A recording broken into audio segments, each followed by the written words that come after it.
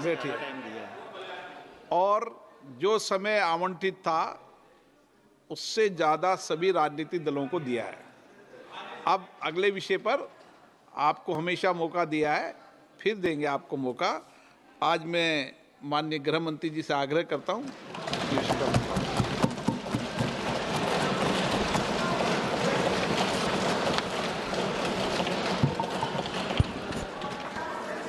माननीय अध्यक्ष जी, मैं आपके प्रति आभार व्यक्त करना चाहता हूं कि इस महत्वपूर्ण विषय पर आपने मुझे बोलने का मौका दिया।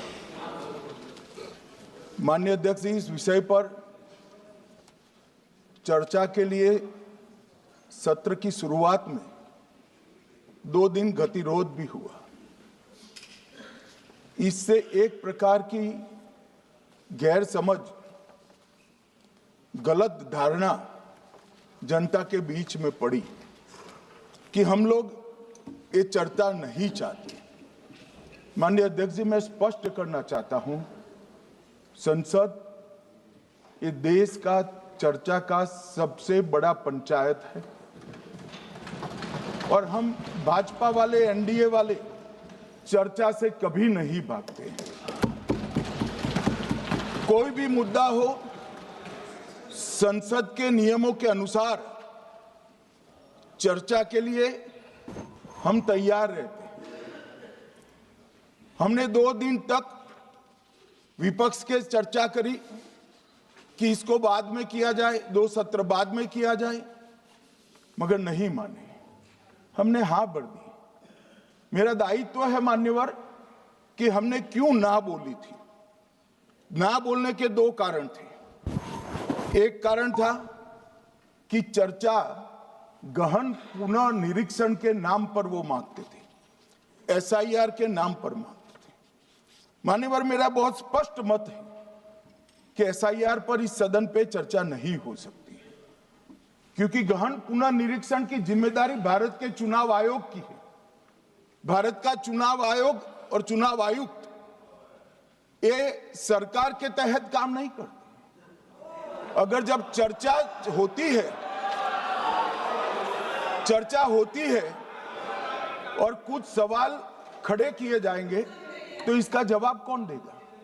मान्यवर, जब उन्होंने कहा कि हम चुनाव सुधार पर चर्चा करने के लिए तैयार है, हम तुरंत मान गए और आज चुनाव सुधार पर ही चर्चा हुई। मान्यवर, लगभग 63। प्लीज मान्य दादा, आप बीमार हो, मैं समझ रहा हूं, मगर बीमार ज्यादा हो तो घर पे रहा करो, यहां सदन का माहौल मत बिगाड़िए। मान्यवर, 63 सदस्यों ने प्लीज ऐसे माहौल अरे ठीक यार, रहना चाहिए। व्यक्तिगत बात है मेरी और दादा के बीच में। माहौल ठीक रहना चाहिए। मान्यवर, 63 सदस्यों ने पक्ष और विपक्ष से इस चर्चा में हिस्सा लिया है और जो चर्चा का समय हुआ था तय, उससे ज्यादा आपने समय लिया है। इसलिए भी मैं आपका धन्यवाद व्यक्त करना चाहता हूं। मान्यवर, चर्चा तय हुई थी चुनाव सुधारों के लिए, मगर ज्यादातर विपक्ष के सदस्यों ने एसआईआर पर ही चर्चा करी। अब चर्चा इन्होंने जिस तरह से शुरू करी है, जवाब तो मुझे देना पड़ेगा मान्यवर, और मैं मानता हूं उनको सुनना भी चाहिए। मान्यवर, इस एसआईआर पर, गहन पुनर्निरीक्षण पर एक तरफा 4 महीने से झूठ फैलाया और देश की जनता को गुमराह करने का प्रयास किया। और मेरा आग्रह है सदन के पक्ष और विपक्ष के सभी सदस्यों, मैंने एसआईआर की प्रक्रिया का, इससे जुड़े हुए संवैधानिक अनुबंधों का और भूतकाल में जो एसआईआर हुए वो सभी का गहन अभ्यास किया है।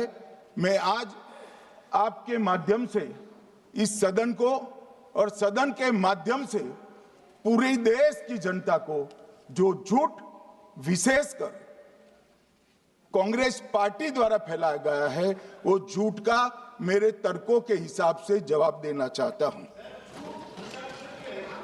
आप बेटे बेटे ज्ञान मत दीजिए। मान्यवर, ये देश के संविधान में मान्यवर, ये देश के संविधान से, संविधान के अनुच्छेद 2 से चुनाव आयोग की रचना हुई। एक प्रकार से चुनाव आयोग एक संवैधानिक संस्था है। संविधान के अंदर चुनाव आयोग का गठन, उसकी शक्तियां, चुनावी प्रक्रिया, मतदाता की परिभाषा और मतदाता सूची को तैयार करने और उसके सुधारने के लिए की शक्तियां, इसके बारे में स्पष्ट प्रावधान किए गए। और मान्यवर, बड़ी विनम्रता से मैं बताना चाहता हूं कि प्रावधान जब किए गए तब हमारी पार्टी बनी ही नहीं थी। हमारी पार्टी के अलावे जो लोग हैं, इन लोगों ने संविधान सभा में चर्चा कर संविधान को बनाया था। इसलिए ये पूरी चुनाव की प्रक्रिया जो संविधान के अंदर व्याख्यायित की गई है और आज जो हो रहा है, ये दोनों के बीच में क्या अंतर है और आरोप क्या है, इसको मैं जवाब देना चाहता हूं। माननीय, फ्री एंड फेयर चुनाव कराने का हमारा संविधान ने जिम्मेदारी चुनाव आयोग की तय की। मतदाता सूची बनाने की और मतदाता सूची में सुधार करने की जिम्मेदारी भी चुनाव आयोग को दी। अनुच्छेद संविधान के भाग 15 में अनुच्छेद 324, इसमें चुनाव आयोग का गठन, चुनाव आयुक्त की नियुक्ति, लोकसभा, राज्यसभा, विधानसभा, उपराष्ट्रपति और राष्ट्रपति, ये सभी चुनाव का संपूर्ण नियंत्रण संविधान ने चुनाव आयुक्त को दिया है। और चुनाव आयुक्त एक से ज्यादा हो तो इलेक्शन कमिश्नर को दिया है। अब 325 जो अनुच्छेद है, वो किसी भी पात्र मतदाता को मतदाता सूची से बाहर नहीं रखा जाता, इसका प्रावधान करता है। मगर 326 एक गहन पुनर्निरीक्षण के लिए, एसआईआर के लिए बहुत महत्वपूर्ण है। क्या है 326 मान्यवर? इन्होंने मतदाता की पात्रता, योग्यता और मतदाता होने की शर्तें आर्टिकल 326 में तय की है। और वो शर्तें क्या है? सबसे पहली शर्त है कि मतदाता भारत का नागरिक होना चाहिए, विदेशी नहीं होना चाहिए। ये सबसे पहली शर्त। और ये कह रहे हैं कि चुनाव आयोग क्यों ये कर रहा है? भाई, इसका दायित्व है, इसलिए कर रहे हैं। दूसरी है 18 साल से ज्यादा आयु का व्यक्ति मतदाता बन सकता है। तीसरा, वैधता का निर्धारण मानसिक असमर्थता, अपराध और भ्रष्टाचार में संलिप्तता के लिए जो कानून ने समय समय पर तय किया है, इसके पर। तो ये 3 पात्रताओं के आधार पर भारत के मतदाता होने की बात तय होती है। और ये 3 चीजें किसने देखनी है मान्यवर? चुनाव आयुक्त को देखनी है। चीफ इलेक्शन इलेक्शन कमीशन मतलब चीफ इलेक्शन कमिश्नर और कमिश्नर्स ने देखनी है। और 327 में मतदाता सूची, सीमांकन, चुनाव संचालन और उसके लिए कानून बनाने की सिफारिश संसद को करने की सत्ता चुनाव आयोग को दी है। कल हमारे सदस्य मनीष तिवारी कहते थे गहन पुनर्निरीक्षण का इनको अधिकार ही नहीं है। आर्टिकल 327 पूर्ण अधिकार देता है कि मतदाता सूची इस व्याख्या के आधार पर बनाने का अधिकार चुनाव आयोग को है। मान्यवर, अब एसआईआर पर ही सवाल उठा दिए। मान्यवर, इन्होंने कहा कि एसआईआर आज क्यों हो रहा है। मैं इनको थोड़ा इतिहास और मान्यवर एक नई फैशन हो गई है, इतिहास बताते हैं तो नाराज हो जाते हैं कि आप इतिहास मत बताइए। अरे भला कोई भी प्रक्रिया, कोई भी देश, कोई भी समाज इतिहास को छोड़कर कैसे आगे बढ़ सकता है। इतिहास कोई भी समाज का महत्वपूर्ण अंग है।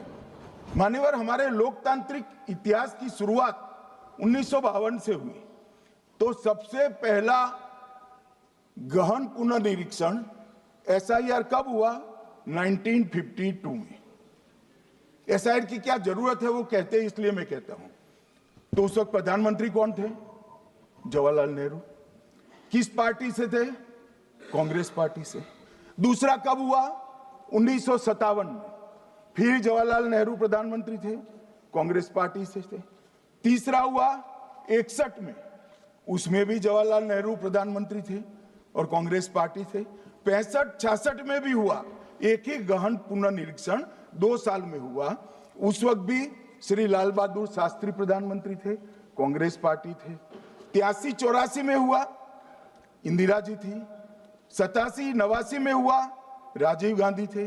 92-93-95 में हुआ, नरसिम्हा राव थे। 2002 और 3 में हुआ, तब श्री अटल बिहारी वाजपेयी थे।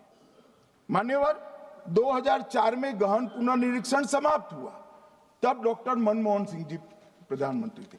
तो 2, 3, 4 का एक गहन पुनर्निरीक्षण हुआ, एसआईआर हुआ। उसमें 2 साल एनडीए के प्रधानमंत्री थे, भाजपा के थे, और 1 साल डॉक्टर मनमोहन सिंह। 2004 के बाद सीधा 2025 में गहन पुनर्निरीक्षण हो रहा है और इस वक्त हम हैं। एक पूरा गहन पुनर्निरीक्षण एसआईआर की प्रक्रिया का आज तक 2004 तक किसी भी दल ने विरोध नहीं किया है। मान्यवर, क्योंकि ये चुनाव को पवित्र रखने की प्रक्रिया है, चुनाव के उद्देश्यों को, लोकतंत्र को स्वस्थ रखने की प्रक्रिया है। अगर लोकतंत्र में चुनाव जिसके आधार पर होते हैं वो मतदाता सूची ही प्रदूषित है, तो चुनाव कैसे साफ और सुथरे हो सकते हैं। मानो समय समय पर मतदाता सूची का गहन पुनर्निरीक्षण जरूरी है, इसलिए चुनाव आयोग ने फैसला किया कि 2025 में इसको किया जाएगा। मान्यवर, एक बीच में एक घटना में जरूर कहना चाहूंगा। 2010 में एक चुनाव आयुक्त महोदय ने निर्णय किया कि रिटर्निंग ऑफिसर को मतदाता सूची में से नाम काटने का अधिकार नहीं है, और उसके बाद से किसी की मृत्यु हुई तो भी नाम नहीं कटते थे, कोई एक क्षेत्र से दूसरे क्षेत्र में गया तो भी नाम नहीं कटते थे। एक व्यक्ति का ट्रांसफर हो गया तो कोयम्बटूर से वो शिमले चला गया, भारत सरकार का कर्मचारी है, तो उसका नाम कोयम्बटूर में भी रहता था, शिमला में रहता था, क्योंकि 2010 में मैं बताता हूं किस, मैं बख्शूंगा नहीं, आप चिंता मत करो, क्योंकि 2010 में एक व्यवस्था हुई कि किसी का नाम नहीं काट सकते, और उस वक्त भी कांग्रेस पार्टी की सरकार थी। तो एक गहन पुनर्निरीक्षण क्या है? मानिए, एक गहन पुनर्निरीक्षण है कि जिनकी मृत्यु हो गई उनके नाम कट जाए, जो 18 साल से बड़े हो गए उनके नाम जोड़ जाए, जो किसी भी प्रकार से 2 जगह मतदाता है उनके नाम कट जाए, और जो विदेशी नागरिक है उनको चुन चुन कर डिलीट किया जाए।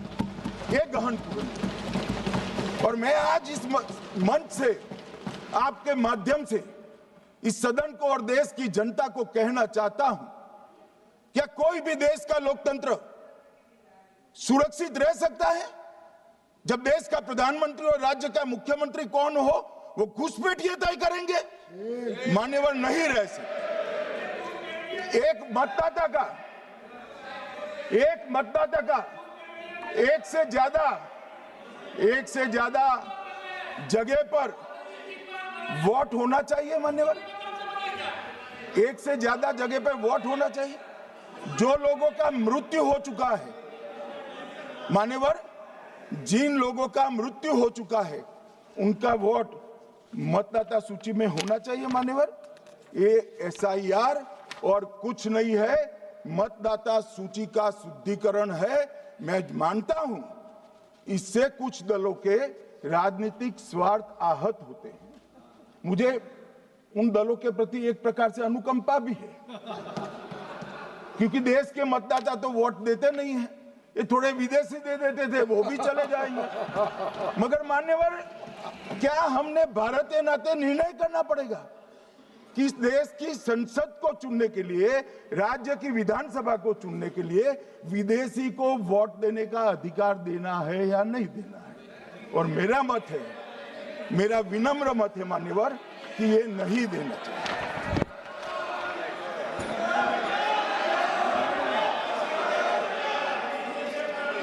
दादा बैठ जाइए प्लीज प्लीज। मान्यवर,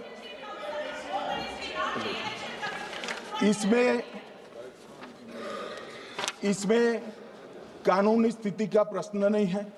अभी सांसद महोदया बोला कि इलेक्शन कमीशन का अधिकार नहीं है। लाल बाबू हुसैन 1995 में एक वाद हुआ मान्यवर, भारत की सर्वोच्च अदालत तक वो वाद पहुंचा। लाल बाबू हुसैन बनाम मतदाता रजिस्ट्रेशन ऑफिसर 1995 में इसका जजमेंट आया और उसमें अदालत ने स्पष्ट कहा, देश की सर्वोच्च अदालत ने कहा, मैं नहीं कह रहा, जहां मतदाता का नाम दर्ज किया जाना है वहां रिटर्निंग ऑफिसर ये सुनिश्चित कर सकता है कि आवेदक भारत का नागरिक है या नहीं है। ये लोग जो कहते हैं इलेक्शन कमीशन कैसे तय करेगा, ये इनकी ड्यूटी है और ये हमारा निर्णय नहीं है, भारत की सर्वोच्च अदालत का निर्णय है और हम सब भारत की सर्वोच्च अदालत के निर्णय से बंधे हुए हैं। किसी को भी अगर वेरीफाई करना है तो लाल बाबू हुसैन बनाम मतदाता रजिस्ट्रेशन ऑफिसर 1995 का जजमेंट निकालकर मान्यवर दे दे। मान्यवर, विपक्ष के नेता राहुल गांधी जी ने 5 नवंबर 2025 को एक प्रेस कॉन्फ्रेंस में परमाणु बम फोड़ा। अब वो परमाणु बम के अंदर उन्होंने कहा कि हरियाणा में एक ही घर में 501 वोट पड़ गए। चुनाव आयोग ने इतनी स्पष्टता करी कि हाउस नंबर 265 कोई छोटा मकान नहीं है और 1 एकड़ का पुश्तैनी प्लॉट में अनेक परिवार बस रहे हैं, मगर वहां हर परिवार के घर का नंबर नहीं दिया गया है, इसलिए सब जगह हाउस नंबर 501 दिया गया और एक परिवार की तो 3 पीढ़ियां साथ में रह सकती है। और पुराने नंबर से ही जब हरियाणा में कांग्रेस की सरकार चुनी गई तब से ये नंबर इसी तरह से चल रहा है। ये ना कोई फर्जी घर है ना फर्जी वोटर है। मान्यवर, वोट चोरी का नैरेटिव बनाने के लिए मान्यवर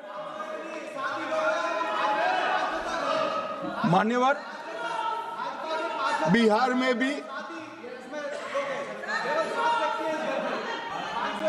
मेरा भाषण पूरा हो जाने दो। नहीं, आप अभी पूरा भाषण नहीं, कई बार नाम आएगा।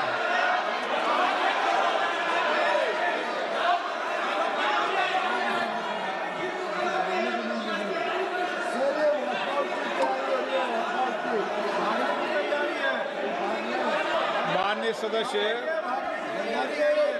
2 मिनट बैठिए, मैं कुछ बोलना चाहता हूं। 2 मिनट बैठिए, मैं एक मिनट।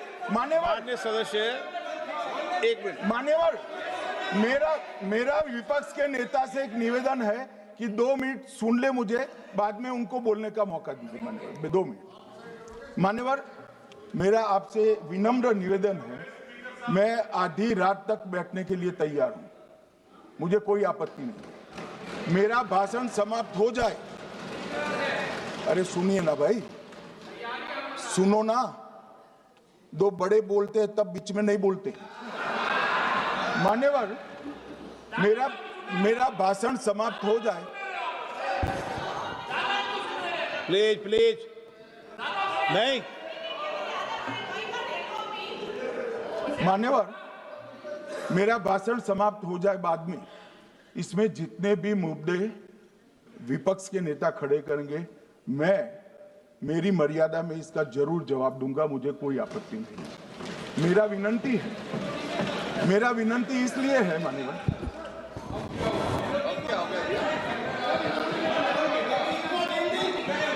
एक मिनट, उनको पूरी बात करने दें। हाँ हाँ, मान्यवर, मेरा विनंती भी, मान्यवर, नो प्लीज, डिबेट नहीं करते बेटे। मान्यवर, मेरा विनंती इसलिए है कि शायद वो जो मुद्दा खड़ा करना चाहते हैं उसका जवाब मेरे आगे भाषण में आ जाएगा तो मुद्दा ही नहीं बचेगा, इसलिए मैं कह रहा हूं मुझे पूरा सुन लिया जाए।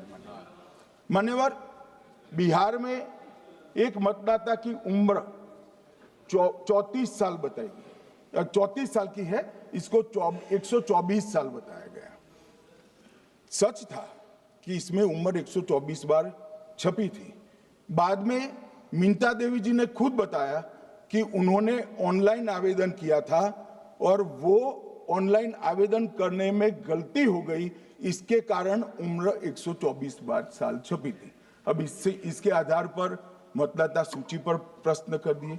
सुबोध कुमार नवादा, प्रेस कॉन्फ्रेंस में कहा गया कि एक राजनीतिक दल के बीएलए है, इनका नाम कभी आया ही नहीं, वो भी सच नहीं निकला। रंजू देवी रोहतास, उनको कहा कि एक कार्यकर्ता, उन्होंने बाद में रंजू देवी जी ने स्टेटमेंट दिया, जबरन बुलाकर उनकी वोटर लिस्ट से नाम काट लिया गया, ऐसा आरोप हुआ। तो रंजू देवी ने यही कहा कि कांग्रेस के कार्यकर्ताओं को कहने पर मैंने गलत जानकारी दी थी।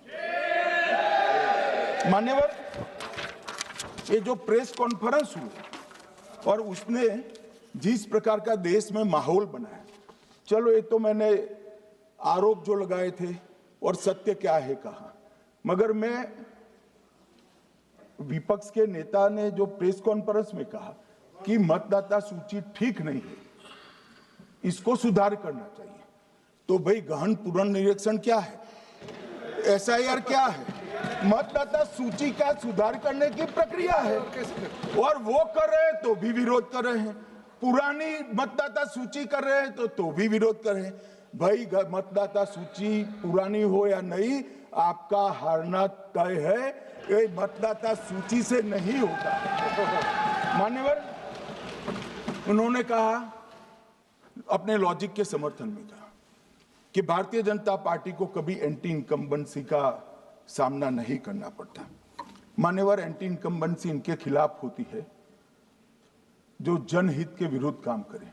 ये बात सही है कि भाजपा को एंटी इनकम्बेंसी का फायदा विरोध बहुत कम करना पड़ता है। हमारी सरकारें बार बार चुनकर आती हैं, चाहे राज्य में है या केंद्र में, परंतु ऐसा नहीं है कि हम 2014 के बाद एक भी चुनाव नहीं हारे। छत्तीसगढ़ में 18 में हारे, राजस्थान में 18 में हारे, मध्य प्रदेश में 18 में हारे, कर्नाटक में भी 14 के बाद हारे, तेलंगाना में हम जीत नहीं पाए, चेन्नई में हम जीत नहीं पाए, बंगाल में भी हम हारे। भाई तो तब तो ये मतदाता सूची बहुत अच्छी होती है, टब से नए कपड़े पहनकर आप शपथ ले लेते हो। उस वक्त मतदाता सूची का विरोध नहीं करते हो, और जब मुंह की पटखनी पड़ती है बिहार की तरह, तब मतदाता सूची का विरोध करते हो। माननीय मेरे दोहरे मापदंड नहीं चलेंगे लोकतंत्र में। जब आप जीतते हो तब चुनाव आयोग महान है, जब आप हारते हो तो चुनाव आयोग निकम्मा है, बीजेपी का कहने पर चलता है।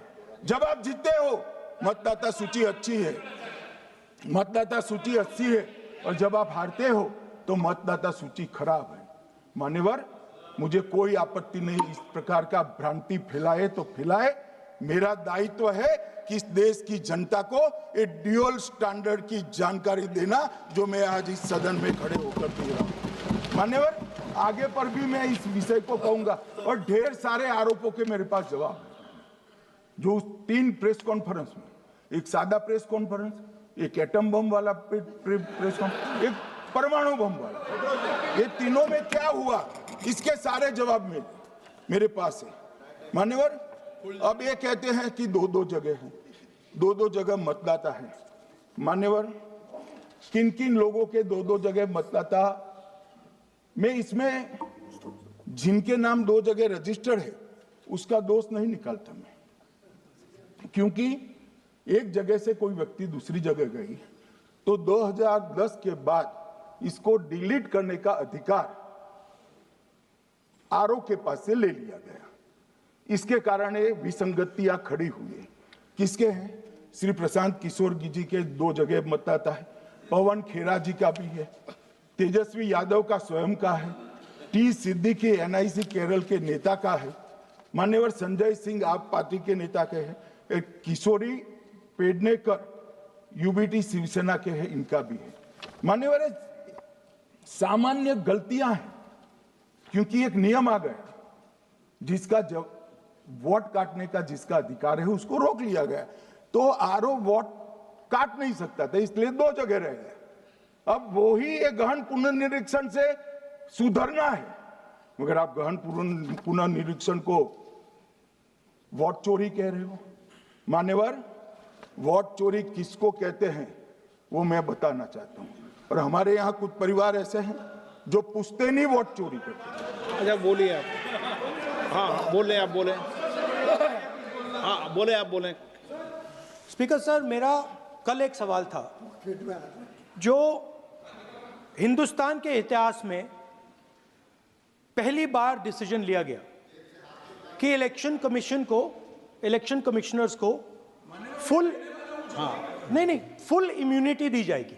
ठीक है, ये है ना, इसका जवाब इसका पीछ मैं खत्म नहीं किया सर। इसके पीछे जो थिंकिंग थी वो हमें सबसे पहले बताएं। ठीक है। दूसरी बात, नहीं, हरियाणा की जहां इन्होंने बात की, इन्होंने एक उदाहरण लिया, वहां पर अनेक उदाहरण हैं। वो भी आपने दिया था ना, 19 वो भी आपने दिया था, इसलिए दिया वो भी। 19 लाख वहां पे फेक लोग, वो उदाहरण आपने दिया था, इसलिए उसका जवाब दिया। और ये भी हमें बता दीजिए, actually let us have a debate on my press conference. Yes. Let us go. Yes. Let us have very good idea. Let us have a debate on my press conference. Okay. Amit Shah ji, I challenge you to have a debate on the 3 press conferences. Yes. Please. ठीक है, बैठ जाइए, बैठ जाइए। माननीय, please माननीय, आपने बात की थी, प्लीज। डिबेट ही तो चल रही है। उत्तर प्रदेश में और हरियाणा में दोनों चुनाव में वोट कैसे दे रहे हैं? प्लीज ये भी जवाब दे दीजिए। माननीय गृह मंत्री जी। मान्यवर, पहली बात मैं स्पष्ट करना चाहता हूं, मैं 30 साल से विधानसभा और संसद में जनप्रतिनिधि के रूप में चुनकर आता हूं। मुझे लंबा अनुभव है संसदीय प्रणाली का। विपक्ष के नेता महोदय कहते हैं कि पहले मेरी बात का आप जवाब दीजिए, मैं सुनना चाहता हूं। आपकी मुनसफी से संसद नहीं चलेगी, मेरे आप बोलने का क्रम मैं तय करूंगा, इस तरह से नहीं चलेगी संसद। मान्यवर, उनको धैर्य रखना चाहिए, मेरा जवाब सुनने का। इनकी एक बात का जवाब मैं दूंगा, मगर मेरे भाषण का क्रम वो तय नहीं कर सकते, मैं करूंगा, क्योंकि मैं बोल रहा हूं।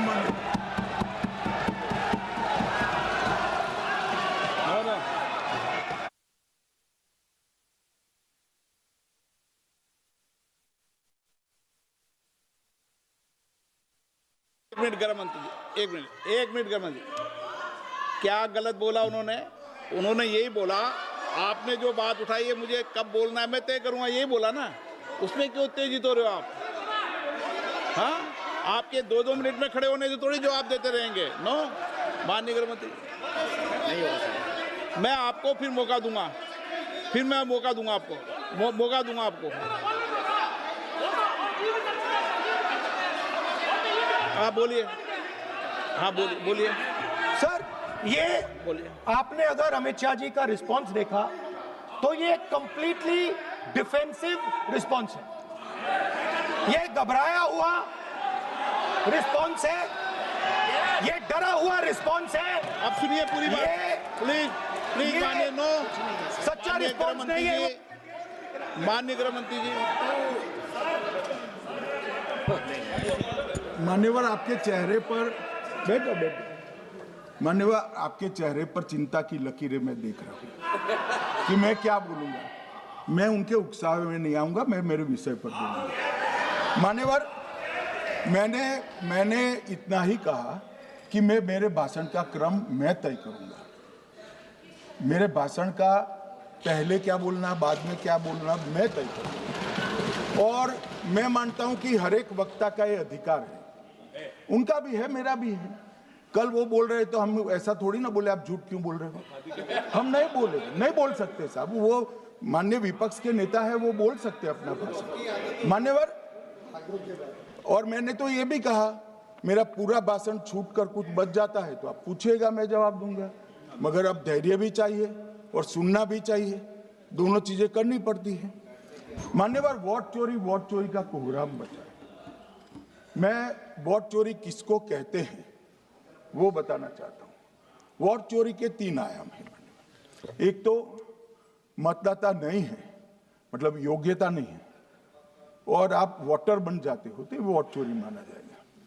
दूसरा, आप गलत प्रकार से चुनाव जीतते हो तो वोट चोरी माना जाएगा।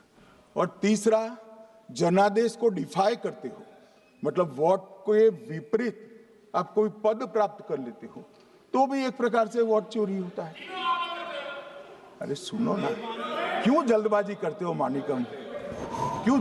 अब मैं 3 वोट चोरी की घटनाएं बताना चाहता हूं। सबसे पहली घटना हुई आजादी के बाद देश का प्रधानमंत्री तय करना था। तय कौन करना था?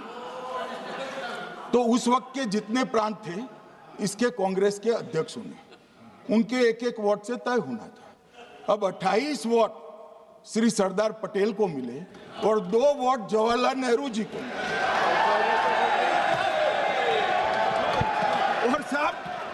और साहब प्रधानमंत्री जवाहरलाल जी बने।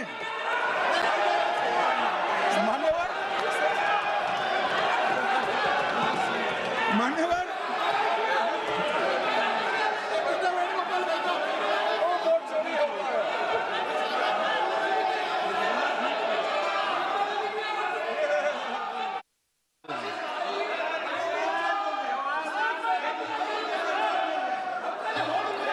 प्लीज माननीय गृह मंत्री जी, माननीय गृह मंत्री जी, प्लीज।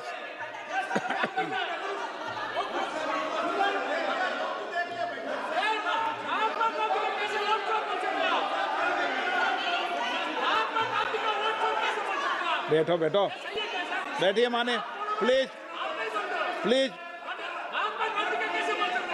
प्लीज।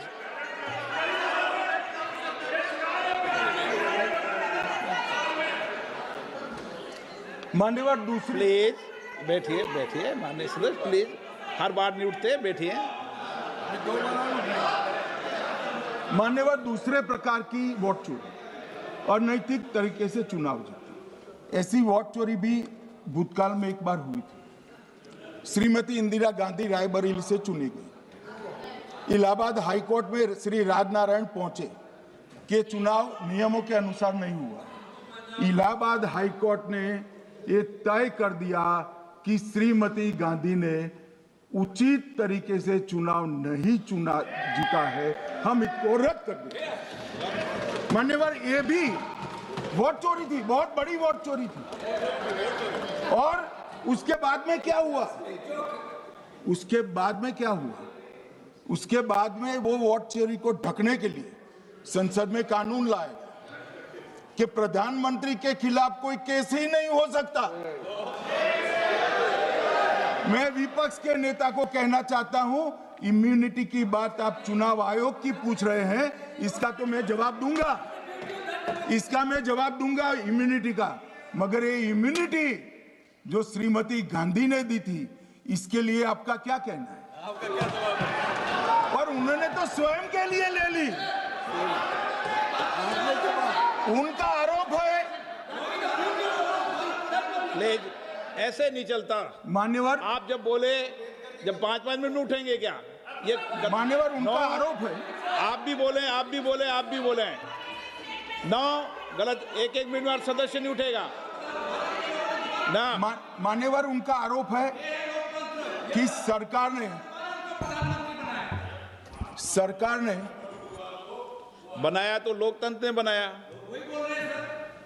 तो जो उस समय का केस था वो बताया है, आगे का तो बताया। मोदी जी को भी सब लोगों ने प्रधानमंत्री बनाया है भाई, आपकी कृपा से नहीं बने हैं। मान्यवर,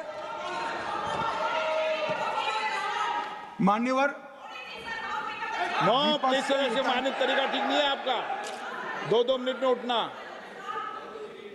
मान्यवर, विपक्ष के नेता ने कहा कि आपने चुनाव आयुक्तों को इम्यूनिटी दी।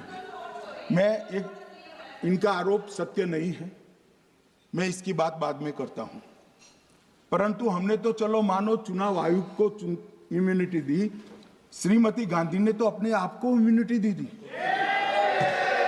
और फिर जब ये संवैधानिक सुधार के वायरस चैलेंज हुए, तो वो केस जीतने के लिए 2, 3 और 4 नंबर के सर्वोच्च न्यायालय के जज को बाईपास कर चौथे नंबर के जज को चीफ जस्टिस बनाया और वहां केस भी जीत लिया। और मान्यवर, ये तो इतिहास है, कौन झुठला सकता है? इनको कोई पढ़ाता नहीं है इतिहास, ये तो इतिहास है, सर्वोच्च अदालत और संसद के रिकॉर्ड में रखा हुआ इतिहास है। इसके खिलाफ लल्लन सिंह जैसे कितने लोग पूरा जीवन लड़े बिहार में, इमरजेंसी के खिलाफ जेल में गए, लाखों लोग गए। और तीसरी वोट चोरी कहना चाहता हूं, तीसरी वोट चोरी का प्रकार मैंने बताया था कि योग्यता नहीं है और मतदाता बन जाना। अभी एक वाद पहुंचा है, वाद मतलब डिस्प्यूट पहुंचा है दिल्ली की सिविल अदालत में। उसमें डिस्प्यूट ये है कि सोनिया गांधी जी इस देश की नागरिक बनने से पहले मतदाता बने।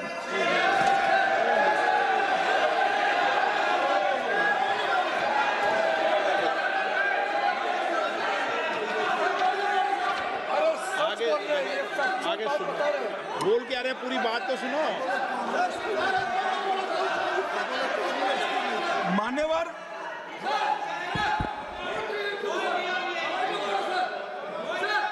मान्यवर, मैंने इतना ही कहा है कि अदालत में केस चल रहा है जो फैक्चुअल है। अब जवाब तो उनको अदालत में देना है, सोनिया जी ने यहां क्यों दे रहे हैं? अदालत में जवाब देना है।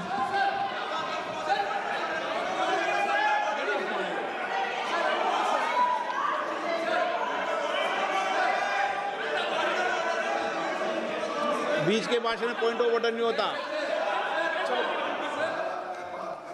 नहीं है सर, मुझे याद है जो माननीय सदस्य नहीं है, ये 352 ये रहा, 352 टेबल पे रहता है, मुझे जवान याद है 352। Home Minister is speaking about an issue which is pending in a court. Actually, what happens is, Rosar in a court, some media people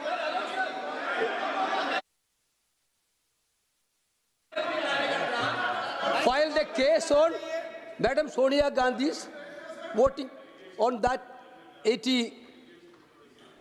Sir, that Ross Avenue court dismissed that case without, there is no substance in that case. After the same person given an appeal.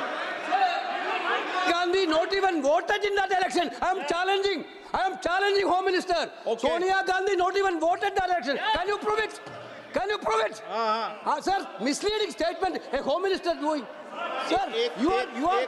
What is this, sir? एक minute एक minute please दादा, एक minute please. No, बैठिए। No no, मान्य please. देखिए माननीय सदस्य, 2 दिन से मैं चर्चा को सुन रहा हूं और 2 दिन से चर्चा को सुन रहा हूं और 352 आपने भी पढ़ा है, मैंने भी पढ़ा है, ठीक है ना। कई बार इधर से भी उधर से भी इस विषय को कई बार बोला गया है। जब डिबेट चलती है उसके संदर्भ में कई विषयों को बोला जाता है, ठीक है ना। और इसीलिए सुनिए बात, माननीय गृह मंत्री जी ने, आपने आधी बात सुनकर हर 2-2 मिनट में उठने लगोगे, ऐसे चर्चा नहीं होती। आप उनकी पूरी बात को सुनिए, क्या संदर्भ था, उन्होंने कोई फैसला नहीं दिया है, उन्होंने एक जानकारी जो आई है वो जानकारी सदन के पटल पे रखी है। अब मुझे सुनिए तो, अब आपने एक मुद्दा खड़ा किया, मुझे जवाब तो देने दीजिए। मान्यवर, मैंने कुछ ऐसा नहीं कहा, मैंने सिर्फ इतना कहा है कि एक वाद दायर हुआ है दिल्ली की अदालत में, मैंने कोई कंक्लूजन नहीं कहा। मैंने कहा कंक्लूजन का, मैंने कोई कंक्लूजन नहीं कहा। कंक्लूजन तो जब उनका नोटिस का जवाब वो दे देगी तब अदालत देगी, तब फिर से बताऊंगा मैं। मगर अभी तो मैंने सिर्फ इतना कहा है कि वहां एक केस रजिस्टर्ड हुआ है जिसमें श्रीमती गांधी को नोटिस इश्यू किया है। इसमें इतने लाल पीले होने की जरूरत क्या है? मान्यवर, हम सबका साझा दायित्व है, हम भी विपक्ष में बैठे, हम चुनाव जितने जीते हैं इससे ज्यादा हारे हैं। हम लोगों का तो एक प्रकार से पौना जिंदगी ही विपक्ष में ही चला गया, चाहे राज्य हो या केंद्र हो। कई चुनाव हमारे, हमने चुनाव आयुक्त और चुनाव आयोग पर कभी आरोप नहीं लगाए। एक नया पैटर्न खड़ा हुआ, एक नया पैटर्न। मैं पूरा वाक्य नहीं बताना चाहता। श्रीमती ममता बनर्जी ने चुनाव आयोग पर आरोप लगाए, स्टालिन जी ने लगाए, बीडी सतीशन जी ने लगाए, श्री राहुल गांधी ने लगाए, मल्लिकार्जुन खड़गे जी ने लगाए, तेजस्वी यादव जी ने लगाए, अखिलेश यादव जी ने लगाए, वी शिवन कुट्टी ने लगाए, हेमंत सोरेन जी ने लगाए, भगवंत मान जी ने लगाए। अब पहले तो ऐसी परंपरा सिर्फ कांग्रेस पार्टी में थी, मगर संपर्क का दोष कहता होता है साहब, ये सारे इंडिया अलायंस वाले चुनाव आयोग के खिलाफ आए। मान्यवर, चुनाव आयोग एक तटस्थता से चुनाव कराने वाला संस्थान बनाया गया और इसकी मान्यता कोई पॉलिटिकल पार्टी ने नहीं दी। भाग और अनुच्छेदों के तहत हमारे संविधान ने दी और ये संवैधानिक प्रक्रिया है। इस संवैधानिक प्रक्रिया पर सवाल खड़े कर कर, अनर्गल आरोप कर कर आप पूरे चुनाव आयोग की एक प्रकार से पूरे दुनिया में इसकी छवि को धूमिल करने का काम कर रहे हैं। आपको लगता है कि आप सरकार की छवि धूमिल करें? ना जी, आप पूरी दुनिया में भारत के लोकतंत्र की छवि को धूमिल करें। मान्यवर, सरकार का तो इतना ही सवाल है, मान्यवर सरकार का तो इतना ही सवाल है कि भारत के मतदाता क्या सोचेंगे। मगर मतदाता का सोचने का सवाल नहीं है। मतदाता को तो मालूम है कि हमने तो वोट दिया है इसलिए चुनकर आए हैं, तो उसके मन में कोई डाउट नहीं है। ये वोट चोरी करते रहे, घुसपैठिया बचाओ यात्रा निकाली और बिहार में 2/3 बहुमत से हम जीते। मान्यवर, ये जो नई परंपरा शुरू हुई कि देश के अंदर चुनाव न जीते तो चुनाव आयोग को बदनाम करो, चुनाव प्रक्रिया को बदनाम करो, मतदाता सूची को बदनाम करो, ये हमारे लोकतंत्र का भला नहीं करेगी। यही आयुक्त के तहत, यही सरकार के होते हुए आप कई चुनाव जीते, हम कुछ नहीं बोले, हम पार्टी में बैठकर इसकी मीमांसा की, मगर ये लोग चुनाव आयोग पर। प्लीज नो, आप बैठिए, आप ठीक है बैठिए। माननीय सदस्य प्लीज, प्लीज मान्यवर, मैं थोड़ी स्पष्टता के लिए आंकड़ा देना चाहता हूं। मई 14 में श्रीमान नरेंद्र मोदी इस देश के प्रधानमंत्री बने, तब से उनको आपत्ति है। तो एनडीए क्या क्या जीती? 3 लोकसभा चुनाव हम जीते, 41 राज्यों के विधानसभा चुनाव जीते, तो हम 44 विधानसभा टोटल चुनाव जीते हैं 2024 से 25 तक। मगर वो भी 30 चुनाव जीते हैं अलग अलग विधानसभा में, 30 जगह पे। अगर मतदाता सूची करेक्ट है तो क्यों शपथ लिया, क्यों चुनाव लड़ा? आप बताइए देश की जनता को। आप लोग यहाँ कैसे पहुंचे? श्री राहुल गांधी जहां से चुनकर आए थे, वो वायनाड की मतदाता सूची में भी मेरी पार्टी ने प्रेस कॉन्फ्रेंस कर इसी प्रकार की डिस्क्रिपेंसी को बताया है। इसका जवाब नहीं देते। हमने अमेठी का भी बताया है, इसका जवाब नहीं देते हैं। मान्यवर, एक चुनाव की मतदाता सूची में जो थोड़ी बहुत गलतियां हैं, उसको वो लोग मुद्दा बनाते हैं चुनाव हारने का। चुनाव हारने का कारण है नहीं, मैं अंत में बताऊंगा क्यों हारते हो चुनाव, मैं बताऊंगा मान्यवर अंत। परंतु फिर भी चलो मान ले कि मतदाता सूची ठीक नहीं है, तो गहन पुनर्निरीक्षण का मतलब ही ये है कि मतदाता सूची को सुधारने की प्रक्रिया। अब इसमें आपके बीएलए सहयोग नहीं करते हैं, आप उसका बहिष्कार का ऐलान करते हो, आपकी राज्य सरकारें जहां है वो मदद कम करती हैं, तो कैसे मतदाता सूची का शुद्धिकरण होगा? जो आपकी डिमांड है वो ही चुनाव आयोग कर रहा है। आपकी डिमांड है कि मतदाता सूची ठीक हो, वो चुनाव आयोग कर रहा है। मगर हुआ क्या है मान्यवर मालूम है? इनको अब अगर प्रेस में कोई पत्रकार उनको पसंद ना आए ऐसा सवाल पूछते हैं तो तुम बीजेपी के एजेंट हो ऐसा कहते हैं। मान्यवर, सवाल जो भी हो उसको लेना चाहिए। मान्यवर, पत्रकार कभी बीजेपी का एजेंट नहीं होता है। मगर आप अगर ऐसा मानते हो कि लोकतंत्र में आपको पसंद आए ऐसे ही सवाल पत्रकार पूछे, तो ये नहीं हो सकता। इमरजेंसी नहीं है भाई, इमरजेंसी नहीं है। मान्यवर, एक प्रेस में कोई सवाल पूछता है तो कहते हैं बीजेपी के एजेंट हो। केस हारते हैं तो जज पर आरोप कर देते हैं, चुनाव हारते हैं तो ईवीएम पर आरोप करते हैं। ईवीएम की दलील अब गले नहीं उतरती तो वोट चोरी का मुद्दा लेकर आए। वोट चोरी का मुद्दा लेकर पूरा बिहार में यात्रा निकाली, फिर भी हार गए। अब हारने का कारण आपका नेतृत्व है, ये हारने का कारण ईवीएम और मतदाता सूची नहीं। और अगर ये मानते हैं मान्यवर, अगर ये मानते हैं कि इनको कोई पूछने वाला नहीं है, भगवान करे मैं गलत पड़ जाऊं, कांग्रेस के कार्यकर्ता इनका हिसाब मांगेंगे। एक दिन कांग्रेस के कार्यकर्ता इनका हिसाब मांगेंगे कि इतने चुनाव कैसे हार गए।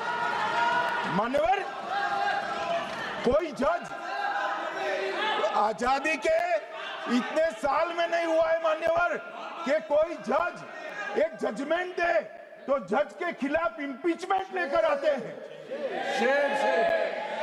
अपनी वोट बैंक को एड्रेस करने के लिए इंपीचमेंट लेकर आते हैं मान्यवर। और ये सारे ने तो साइन कर दिया, साथ ही साथ उद्धव जी ने भी साइन कर दिया। उद्धव जी, जजमेंट क्या है? एक पहाड़ी पर मान्यता है कि हाँ सबसे ऊपर दिया जलाया जाए। मान्यवर, एक वोट बैंक को संभालने के लिए एक हाईकोर्ट के जज के सामने इंपीचमेंट लेकर आए हैं। देश की जनता उनको मदद नहीं करे।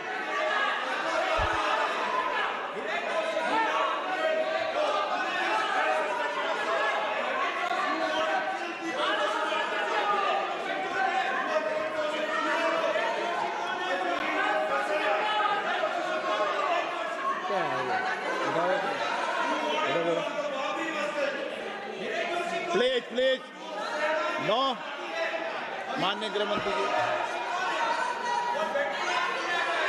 गौरव जी बैठ जाइए, नया मुद्दा शुरू हो रहा है। प्लीज, अरे भैया प्लीज मेरी बात सुनो ना। माननीय गृह मंत्री जी, माननीय गृह मंत्री जी, माननीय गृह मंत्री जी, नया मुद्दा शुरू हो रहा है, फिर से खड़ा होगा होना। आप बैठ जाइए प्लीज। नो नो, ये तरीका no no. Manickam ji please बैठिए। नो, ये तरीका ठीक नहीं है। प्लीज बैठे बैठे बैठे। हर आपको ज्यादा समस्या है क्या हर 2 मिनट में खड़े होने की? हर 2 मिनट में खड़े होने की समस्या है क्या आपको लोगों? बैठिए, ऐसे नहीं चलेगा। मान्यवर, 2014 के बाद अरे दादा ये भी बैठ गए, अब बैठ जाओ। मान्यवर, 2014 के बाद हारने की परंपरा शुरू हुई। हारने की परंपरा शुरू होने के बाद हाँ जीते ही है, मगर हारने की भी परंपरा हुई है। मान्यवर, हारने की परंपरा शुरू करने के बाद इन्होंने सबसे पहले ईवीएम को निशाना बनाया। आज मैं आपके माध्यम से सदन को और सदन के माध्यम से देश की जनता को बताना चाहता हूं, ईवीएम कौन लेकर आया इस देश में? मान्यवर, कौन लेकर आया? 15 मार्च 1989 को जब राजीव गांधी इस देश के प्रधानमंत्री थे, तब ईवीएम लाने का कानूनी बदलाव किया गया था। अब राजीव गांधी के ईवीएम के कानून का भी विरोध कर रहे हैं। मान्यवर, इसके बाद में अरे सुनो ना क्या प्रक्रिया हुई। इसके बाद में ईवीएम के खिलाफ किसी ने याचिका करी। इस देश की सर्वोच्च न्यायालय के 5 जजों ने बैठकर ईवीएम के कानूनी बदलाव को 2002 में उचित ठहराया। मानो राजीव गांधी को भी नहीं मानते, सर्वोच्च अदालत को भी नहीं मानते हैं। फिर 98 में मध्य प्रदेश, राजस्थान और दिल्ली, इसमें सिर्फ 16 विधानसभाओं में इसका ट्रायल लिया गया। कितना केयरफुल है ये भी बताता हूं। हुडा बैठो, ये भी कितना केयरफुली चुनाव आयोग आगे बढ़ा है। मध्य प्रदेश, राजस्थान और दिल्ली, ये राज्यों की सिर्फ 16 विधानसभा में इसका ट्रायल लिया गया। हर प्रकार से चेक कर ईवीएम का उपयोग सबसे पहली बार पूरे देश में 2004 में हुआ। 2004 का महत्व है माननीय। सबसे पहले 2004 में हुआ। पूरे लोकसभा चुनाव हमारे समय में ईवीएम का उपयोग हुआ। लाए राजीव गांधी, वहां से लेकर 2004 तक। और 2004 के चुनाव में कौन जीता भाई? वो जीत गए। उस वक्त ईवीएम की चर्चा बंद। 2009 का चुनाव हुआ, पूरा ईवीएम से हुआ, ये जीत गए। चुप्पी साध ली। 2014 में सब हम जीते तो कौ चालू कर दी। वो सरकार में थे। मान्यवर, ये क्या है? जब कानून आप लाए, मशीन आपने इंट्रोड्यूस किया, चुनाव आप पहला जीते मशीन से, दूसरा चुनाव जीते, मौत से 10 साल राज किया और हार गए तो फिर रोते हैं। मान्यवर, देश की जनता मानती है इसको। और दूसरी बात जब चुनाव आयोग को भी लगा कि सच्चे झूठे आरोप होते हैं, तो इस पर रिसर्च की एक प्रक्रिया हुई। मानिएगा 5 साल रिसर्च के बाद वीवीपीएटी की इंट्रोडक्शन हुआ। ये वीवीपीएटी क्या है?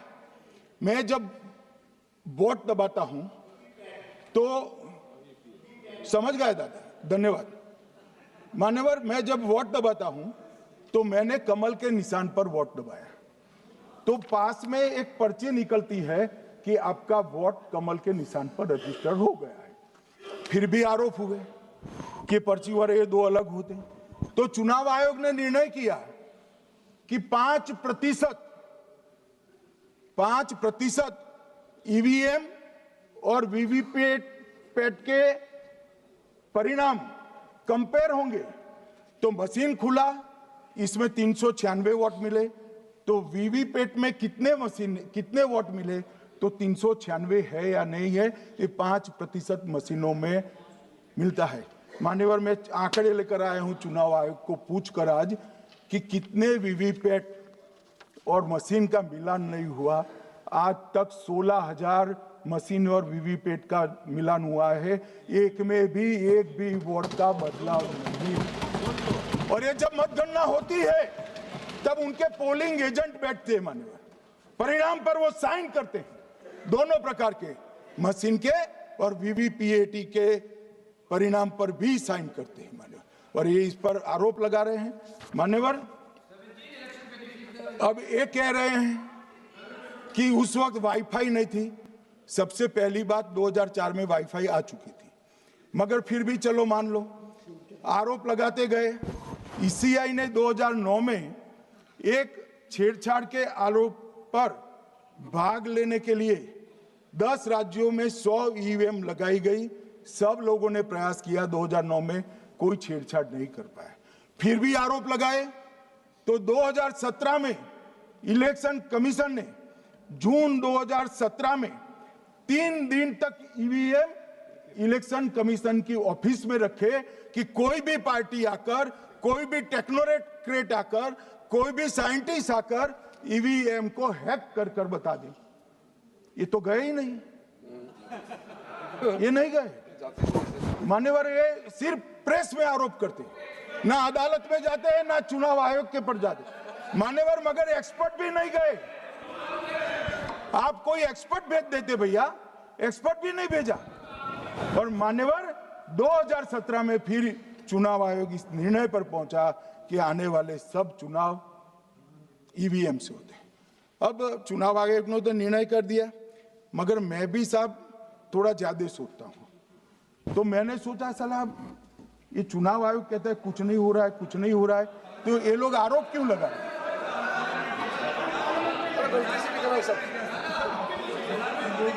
मान्यवर, मेरे शब्द कोई ऐसे हो तो काट दीजिए। काट दिया राहुल जी। मान्यवर, मैंने सोचा कि भाई कुछ गलती नहीं है, मान्यवर कोई गलती नहीं है, तो ये लोग विरोध क्यों कर रहे हैं? फिर मुझे याद आया कि मान्यवर जब इनके जमाने में चुनाव होते थे, बिहार और यूपी में सरकारें बनाती होती थी, पूरे के पूरे वोट के बक्से हाईजैक कर लिए जाते थे। ईवीएम आने से ये बंद हो गया, ईवीएम आने से बंद हो गया। और मान्यवर चुनाव की चोरी बंद हुई है, इसलिए पेट में दर्द हो रहा है। ईवीएम का दोष नहीं है, चुनाव जीतने का तरीका जनादेश नहीं था, करप्ट प्रैक्टिसेस थी, इसके कारण चुनाव जीतते थे।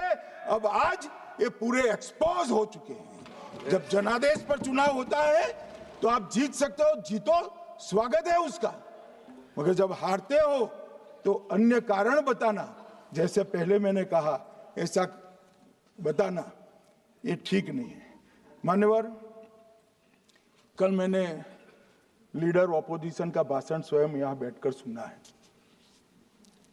पूरा भाषण उनका धागों में उलझ गया, थ्रेड्स में उलझ गया।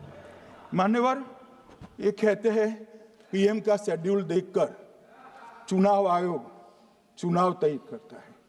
मेरा सभी सांसद महोदय से करबद्ध निवेदन है कि चुनाव होने के पहले के 1 महीने पीएम का शेड्यूल, और पीएम को लगभग 24 और 16 कितना होता है, 40 महीना हो गया। इसमें से किसी भी 1 महीने का शेड्यूल दिखाओ। पीएम की गति ही इतनी है, कोई भी महीना उठाओगे तो इतने ही प्रवास करते हैं। मान्यवर, इसको चुनाव का कोई लेन देन नहीं है।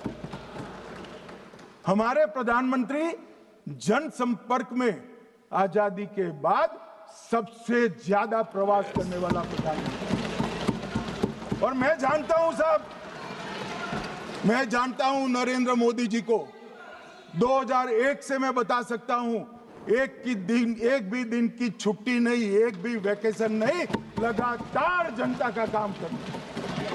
मैंने कभी नहीं देखा उनको वैकेशन में। कई बार इनका अनुकरण करने का प्रयास करते हैं तो बीपी बढ़ जाता है। इतना ये फिर उठ जाएंगे प्लीज। मान्यवर, ये पूरी चर्चा चुनाव सुधार पर थी। मैंने आज ये भी जांच करा,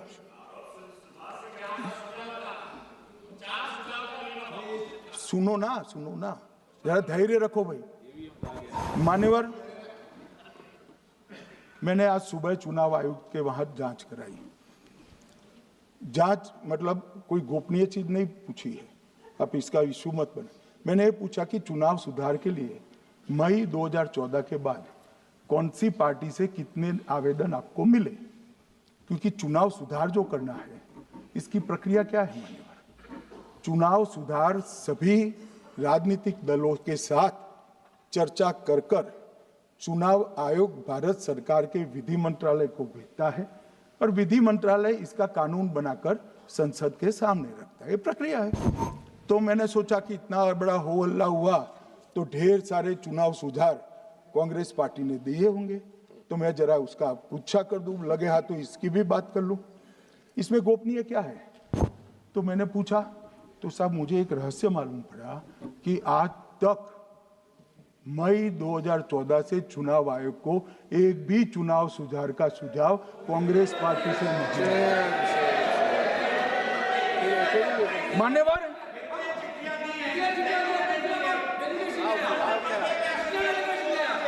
बैठे मैं बताता हूं। मान्यवर, मैं जवाब पूछोगे क्या?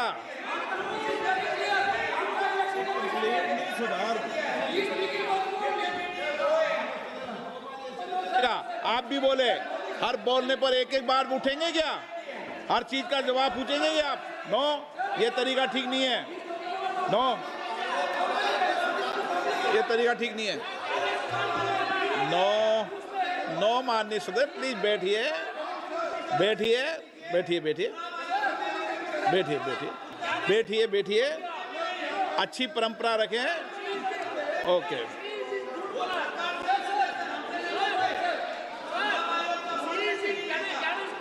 नो प्लीज, हर 2 मिनट नहीं उठते। अच्छी है। नो, ऐसी नो, प्लीज बैठिए आप, प्लीज बैठिए, प्लीज बैठिए, प्लीज बैठिए, सुनिए, प्लीज बैठिए। माननीय सदस्यगण, ये कभी परंपरा नहीं रही कि सत्ता पक्ष और प्रतिपक्ष का कोई भी माननीय सदस्य कभी बोल रहा हो तो हर विषय पर बैठे बैठे टिप्पणी करना या हर विषय पर खड़े होकर सवाल पूछना, ये परंपरा कभी नहीं रही। आपने भी भाषण दिया आज, आपको कोई ने बीच में उठ के पूछा कोई ने? माननीय गृह मंत्री जी, अच्छी परंपराएं लागू करो, अच्छी तरह चलाएं सदन। मैं मेरे स्टेटमेंट पर कायम हूं। नरेंद्र मोदी सरकार बनने के बाद आज तक कांग्रेस पार्टी ने चुनाव आयोग को एक भी चुनाव सुधार का प्रपोजल नहीं दिया। मान्यवर, ये कई बार मिलने गए हैं, मैंने उनका प्रेस कॉन्फ्रेंस भी देखा है। उनका प्रेस कॉन्फ्रेंस था चुनाव प्रक्रिया के अंदर उनका जो डिस्प्यूट है वो ऑनगोइंग इलेक्शन में इसको रजू करने का। चुनाव सुधार जो होता है, चुनाव के पहले चुनाव के नियम जो तय होते हैं, इसके लिए सभी दलों को बाकायदा पत्र लिखा जाता है और कोई मांगे तो उसको समय भी देना पड़ता है। ये दो अलग चीजें। माननीय गृह मंत्री, मान्यवर, एक मिनट गृह मंत्री। माननीय सदस्यगण, सदन का समय माननीय गृह मंत्री जी के वक्तव्य की समाप्ति तक बढ़ाया जाता है। माननीय गृह मंत्री जी। मान्यवर, कर विपक्ष के नेता ने 3 सवाल पूछे थे और 4 सुझाव दिए थे। पहला सवाल था मुख्य न्यायाधीश को चुनाव आयोग चयन समिति से बाहर क्यों निकाला गया, पहला सवाल था। दूसरा सवाल था दिसंबर 2003 में कानून बदलकर चुनाव आयोग को पूर्ण प्रतिरक्षा क्यों दी गई। और तीसरा शार्प क्वेश्चन था सीसीटीवी फुटेज 45 दिन में नष्ट करने का कानून क्यों लाए, कानून नहीं लाए हैं, सर्कुलर चुनाव आयोग ने इश्यू किया है, मगर ठीक है, हार्द मैं समझ रहा हूं ये क्यों कर रहे हैं। ये 3 इसके जवाब थे। मान्यवर, मैं इसमें से सबसे पहले सवाल का जवाब देना चाहता हूं। मान्यवर,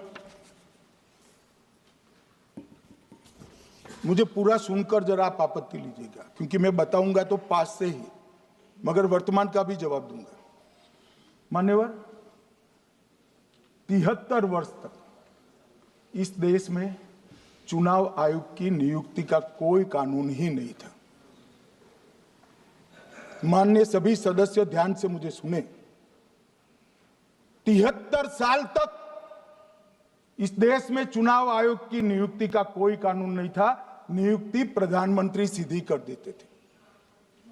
और मान्यवर, मैं आज ये पूरे देश को बताना चाहता हूं कि टोटल अब तक जितने चुनाव आयुक्त हुए और जितने मुख्य चुनाव आयुक्त और चुनाव आयुक्त, ये सभी इसी प्रकार से हुए। अब 2003 के कानून पर मैं बाद में आता हूं। 1950 से 1989 चुनाव आयोग एक सदस्यीय था। प्रावधान क्या था? कोई कानून नहीं था। प्रधानमंत्री जी फाइल भेजते थे राष्ट्रपति जी को और राष्ट्रपति जी नोटिफिकेशन बहाल नहीं करते। तो भाई उस वक्त बरोबर चुनाव था, सबसे अच्छा था। नहीं, मैं ये नहीं पूछता नियुक्ति की प्रक्रिया। मान्यवर, पूरा उनका 55 साल प्रधानमंत्री जी ने ही चुनाव आयुक्त को नियुक्त किया, तब तक कोई सवाल नहीं था।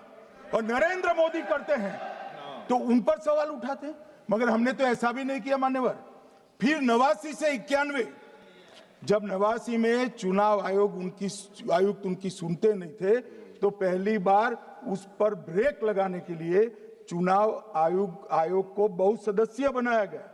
ये बिहार के चुनाव के कारण ही हुआ, परंतु वो भी प्रधानमंत्री की फाइल से ही अपॉइंट होते हैं। और मान्यवर, 21 चुनाव आयुक्त, कमिश्नर और मुख्य चुनाव आयुक्त, और 8, 21 और 29 इस प्रकार से हुए जिसमें कोई प्रधानमंत्री जी ही रखते थे। कांग्रेस पार्टी ने ही ये परंपरा बनाई थी, कानून भी कांग्रेस पार्टी ने बनाया था। मगर आज आरोप करना है इसलिए आपने चुनाव चोरी कर लिया, चुनाव चोरी कर लिया, चुनाव चोरी के कहने से कुछ नहीं होता। जनता हमको सुनती है भाई, और हम जवाब भी देते हैं। मान्यवर, ये 50 से लेकर 2023 तक कोई कानून नहीं। बाद में 2023 में एक अनूप वरणवाल बनाम भारत सरकार मुकदमा हुआ। उसमें सुप्रीम कोर्ट ने कहा कि भाई चुनाव आयुक्त की नियुक्ति थोड़ी पारदर्शी होनी चाहिए। सुझावी था, ऑर्डर नहीं था। हमारे सॉलिसिटर जनरल ने वहां कंसेंट दी, तो उन्होंने कहा कि भाई हमें कानून बनाने में थोड़ी देर लगेगी और हमें इस पर कंसल्टेशन भी करना पड़ेगा, चुनाव आयोग से भी करना पड़ेगा। तो उन्होंने कहा ठीक है, अगर आप सहमत हैं, मैं जजमेंट और आर्गुमेंट पढ़कर अगर आप सहमत हैं तो जब तक कानून नहीं बनता, चीफ जस्टिस ऑफ इंडिया की अध्यक्षता में एक कमेटी बने और प्रधानमंत्री और विपक्ष के नेता इसके मेंबर। हमें कोई आपत्ति नहीं थी, हमने हाँ बोला साहब। और विपक्ष के नेता भी थे, प्रधानमंत्री थे और सीजे। 2023 में कानून बन गया। कानून क्या बना? विपक्ष के नेता, प्रधानमंत्री तय करेंगे, वो एक मंत्री और स्वयं प्रधानमंत्री, ये 3 लोग बैठकर चर्चा कर मेरिट्स में चुनाव आयुक्त और मुख्य चुनाव आयुक्त की नियुक्ति करेंगे। मान्यवर, हमारे टाइम में तो और पारदर्शी, ये कह रहे हैं हमारा तो 33% ही हिस्सा है। वही 33% तो है ना, हमारा तो हिस्सा ही नहीं था। और मान्यवर, मैं रिकॉर्ड से बताता हूं, 2012 में सीयूसी की नियुक्ति होनी थी। अडवाणी जी ने सुझाव दिया लिखकर कि एक प्रणाली बना जाए, नहीं बनाया और BS संपत जी को सीधा चुनाव आयुक्त बना दिया। उसके बाद में भी ये कल व्यक्ति कैसे है इसकी चर्चा है। नवीन चावला, जिसको आपातकाल की भूमिका पर शाह आयोग ने कहा था ये निष्पक्ष नहीं है, उनको मुख्य चुनाव आयुक्त बना दिया, जबकि मुख्य चुनाव आयुक्त गोपाल स्वामी ने इनके खिलाफ पक्षपात के सबूत भी भेजे, खारिज कर दिया। मान्यवर सुने नहीं, हमारे समय में ऐसा कभी नहीं हुआ है। हमारे समय पर विरोध होता है, मगर पक्षपात के सबूत किसने नहीं दिए हैं। और भाई, जहां तक 66% और 33% का सवाल है, आप कह रहे हो कि वहां 2 लोग होते हैं और आप 1 होते हैं, ये तो हम तय नहीं करते हैं। 140 करोड़ की जनता तय करती है कौन 66 होगा और कौन 33। यहां कौन बैठेगा वो तो 140 करोड़ लोग तय करते हैं, वो आपके लिए तय करोगे तो आप 66 हो जाओगे। मगर आप तो 100 रख कर गए थे, हमने उसको 33 दे दिया। मान्यवर ये क्या सवाल उठाते, और वो समझते हैं कि मैं बोलता हूं तो बस ये ब्रह्म वाक्य होगा। ऐसे नहीं होता है मान्यवर, हर चीज के तर्क होते हैं। इनका जो भाषण तैयार करते हैं वो भी ठीक से नहीं करते, रिसर्च नहीं करते। मान्यवर, इन्होंने सीसीटीवी फुटेज 45 दिन में इलेक्शन कमीशन ने नष्ट करने का निर्णय किया, इस पर आपत्ति उठाई। मान्यवर, जन प्रतिनिधित्व अधिनियम 1951 की धारा 81 में एक प्रावधान है। प्रावधान क्या है? उम्मीदवार चुने जाने के बाद 45 दिन में चुनाव याचिका दायर कर सकते हैं। 45 दिन के बाद इसको कोई चुनौती नहीं दे सकता। ये नियम 1991 में बना, तब उस वक्त सीसीटीवी फुटेज नहीं था। सीसीटीवी फुटेज बाद में चुनाव आयोग ने एक सर्कुलर से रूल्स में बदलाव कर ऐड किया। अब किया क्या है चुनाव आयोग ने? सीसीटीवी फुटेज का जो रिकॉर्ड है उसको जन प्रतिनिधित्व अधिनियम की 1951 की धारा 81 के साथ संरक्षित किया है, मतलब अलाइन किया है कि 45 दिन के बाद कोई डिस्प्यूट की प्रोविजन ही नहीं है एक्ट में, तो 45 दिन के बाद ये सीसीटीवी फुटेज क्यों रखना चाहिए? अब इतनी सादी समझ नहीं है सब, मैं क्या कर सकता हूं? सब समझ के कोई इंजेक्शन नहीं होते जो भ्रम से दे दिया। मान्यवर, ये धारा 81 1951 से है, मगर पहले पर्चियों से होते थे तो पर्ची के लिए थी। अब सीसीटीवी फुटेज का कैमरा आ गया तो सीसीटीवी फुटेज ऐड कर दिया। मान्यवर, उन्होंने कहा, और इस वक्त जब सीसीटीवी फुटेज जब प्रक्रिया में ऐड किया, तब स्पष्ट चुनाव आयोग ने कहा था कि सीसीटीवी रिकॉर्डिंग संवैधानिक दस्तावेज नहीं है, ये आंतरिक प्रबंधन है। किस चीज का आंतरिक प्रबंधन? कि चुनाव सीज होने के बाद कोई पुनः मतदान की अर्जी करता है कि भाई ये मतदान मथक में चुनाव ठीक नहीं हुआ, तो चुनाव आयोग जो निर्णय करता है वो सीसीटीवी फुटेज के आधार पर करता है।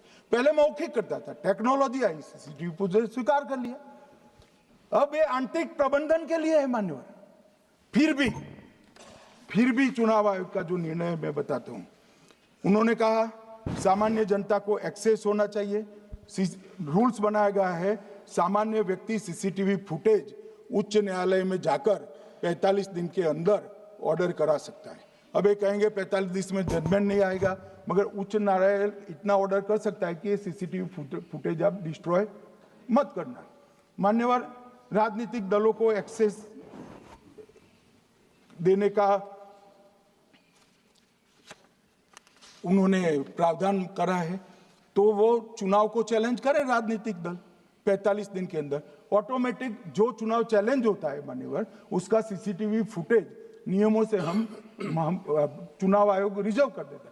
मान्यवर, ये प्रक्रिया कुछ पढ़ते नहीं। इसके बाद पॉलिटिकल एजेंटों को एक्सेस होनी चाहिए। पॉलिटिकल एजेंट भी मान्यवर हाईकोर्ट से इसको प्राप्त कर सकता है।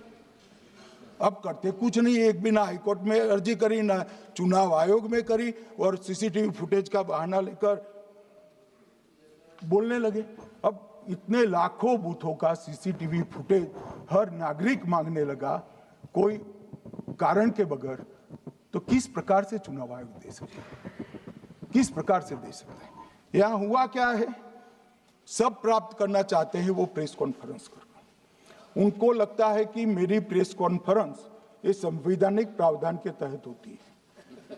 ऐसा नहीं होता है। वे प्रेस कॉन्फ्रेंस जो करते हो जिन मुद्दों का, इसकी लीक कर अर्जी दे दो, टपक से मिल जाएगी सारी दिख, मगर अर्जी नहीं करते, कोर्ट में नहीं जाते हैं, चुनाव आयोग में नहीं जाते हैं, और चुनाव चोरी हो गया, चुनाव चोरी हो गया, चुनाव चोरी हो गया करते।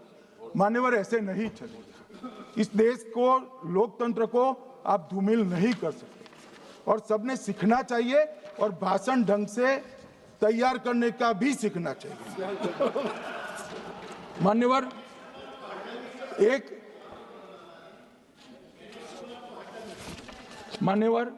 एक उन्होंने कहा सीईसी को 2003 में कानून बनाकर इम्यूनिटी दी। मान्यवर, representation of the people act 1950 में ही ईसीआई के अधिकारियों को जो इम्यूनिटी प्राप्त है उससे जरा भी बढ़ोतरी नहीं करी। हमने सिर्फ रिप्रेजेंटेशन ऑफ 1951 के एक्ट को पुनरावृत्ति की है। मान्यवर, आरपीए एक्ट की धारा 32 और आरपीए एक्ट 51 के सुधार की धारा 146C कहती है कि चुनाव आयोग के कोई भी अधिकारी जिसमें इलेक्शन कमिश्नर आ जाते हैं, इस पर कोई मुकदमा चुनाव प्रक्रिया के लिए नहीं चल सकता। ये प्रावधान है मान्यवर, और वो प्रावधान को 23 के कानून में इसको भी हमने संरेखित किया है मान्यवर। इतने सारे वकीलों को राज्यसभा दे रखी है, भगवान जाने क्या करते हैं सर, अपने नेता को ब्रीफ भी नहीं करते। मान्यवर, ये वाक्य आप निकाल सकते हैं, ये वाक्य निकाल सकते हैं। मान्यवर,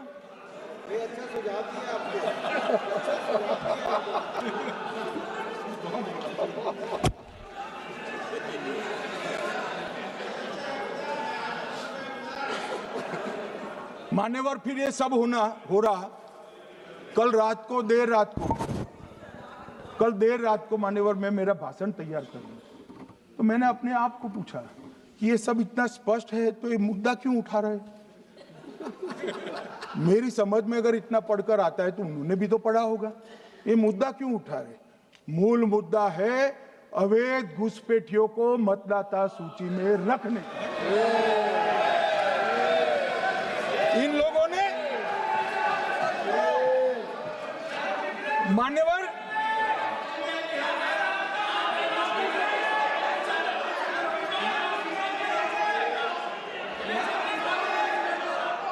माननीय सदस्य, आपका भाषण भी सबने शांति से पूर्ण सुना है, आप भी सुनने की सामर्थ्य रखो। नहीं, आप सुनने की सामर्थ्य रखो। नो, प्लीज बैठिए, प्लीज बैठिए, सुनो, पूरा भाषण सुनो। आप जब बोलते हैं तो इधर भी सुनते हैं, आप भी इधर भी बोलते हैं, इधर सुने। गृह मंत्री इलेक्शन रिजल्ट के लिए बात बोलता सर।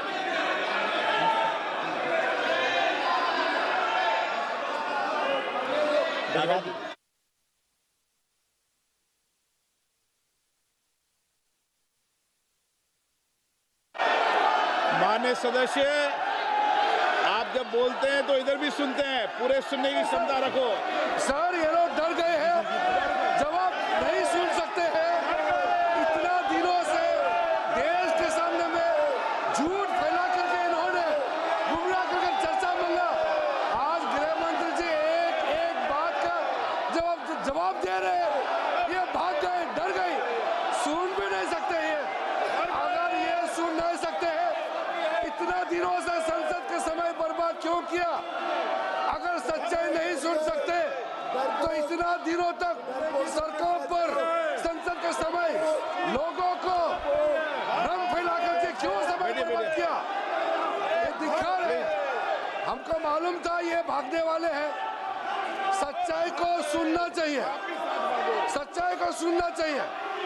और जब सच्चाई सामने में आया तो डर गए। सुनने का कैपेसिटी तक नहीं है और इतना गुमराह किया।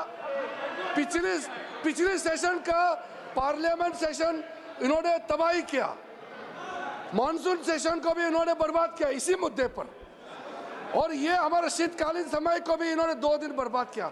आज बारीकी से जो बता रहे थे ये लोग भाग गए, ये तो ठीक नहीं है।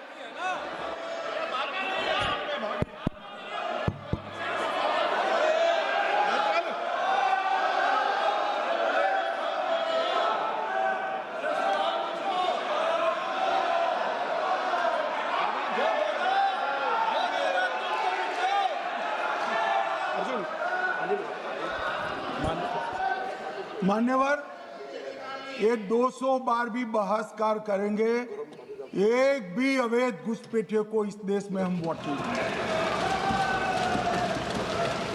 ये हमारे एनडीए का पॉलिसी है मान्यवर। डिटेक्ट मतलब ढूंढो, डिलीट करो, मतदाता सूची में नाम काटो और उनको डिपोर्ट करो। हम संवैधानिक प्रक्रिया कर डिटेक्ट, डिलीट और डिपोर्ट ये पूरा करेंगे। ये क्यों सदन छोड़कर भाग गए? मैं इनके सामने तो कोई बात भी नहीं कर रहा था, ना कांग्रेस पार्टी के सामने बात कर रहा था। मैं तो बात कर रहा था घुसपैठियों को देश के बाहर निकालने की।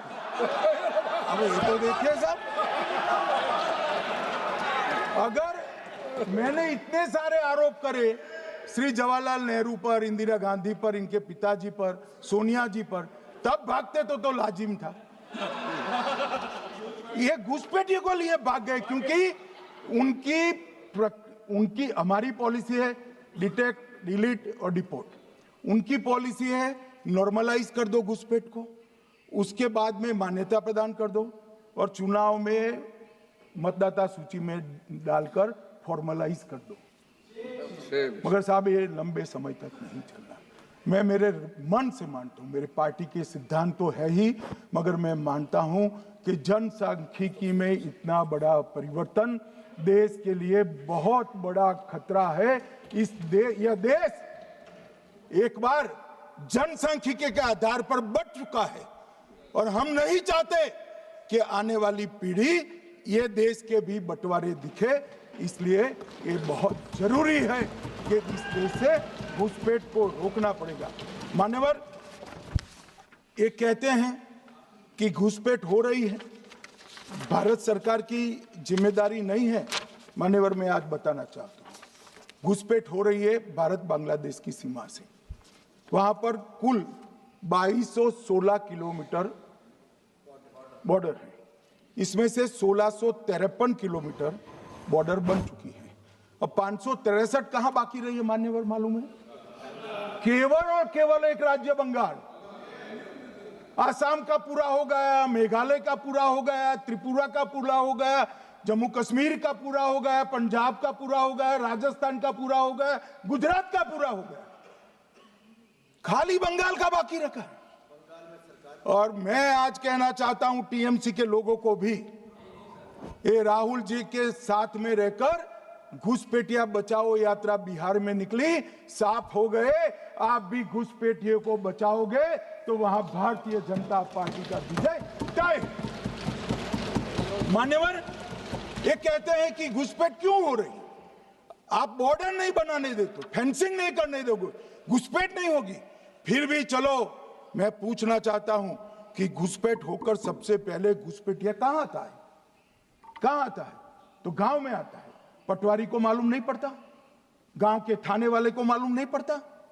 इसकी मतदाता सूची में नाम डालने के लिए आधार कार्ड कहां बनता है? वहीं बनता है। उसका राशन कार्ड कहां बनता है? बंगाल में बनता है। और मतदाता सूची में कौन सी मतदाता सूची में ऐड होता है? तो बंगाल में होते। आपकी कोई जिम्मेदारी नहीं है। मान्यवर, ये देश के भविष्य और सुरक्षा के साथ खिलवाड़ कर रहे हैं। कभी कभार चुनाव तो जीत जाओगे घुसपैठियों के आधार पर, परंतु इस देश की सुरक्षा को आप ताक पर रखो। मैं आज कहना चाहता हूं, मान्यवर, बिहार की जनता ने एक बहुत महान फैसला किया है घुसपैठिया बचाओ यात्रा के खिलाफ जनादेश दें। और बंगाल भी ये करने जा रहा है मान्यवर, आने वाले दिनों में करेंगे, उनको मालूम नहीं। मान्यवर, मैं एक कल राहुल गांधी जी ने एक विषय कहा था कि सारी संवैधानिक संस्थाएं आपने करप्ट कर दी। मैंने पूरा बताया कि चुनाव आयोग की नियुक्ति के पहले क्या नियम थे।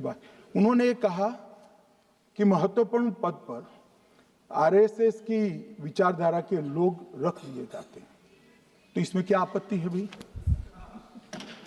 क्या इस देश में कोई कानून बना है कि आरएसएस की विचारधारा वाले हैं उनको कोई महत्वपूर्ण? अरे इस देश का प्रधानमंत्री आरएसएस की विचारधारा वाला है, इस देश का गृह मंत्री आरएसएस की विचारधारा वाला है, और जनादेश से बनकर आए, आपकी कृपा से बनकर नहीं आए मान्यवर। मगर उन्होंने क्या किया था वो मैं फिर बताना चाहता हूं। 1969 में इस देश का राष्ट्रपति का चुनाव हुआ।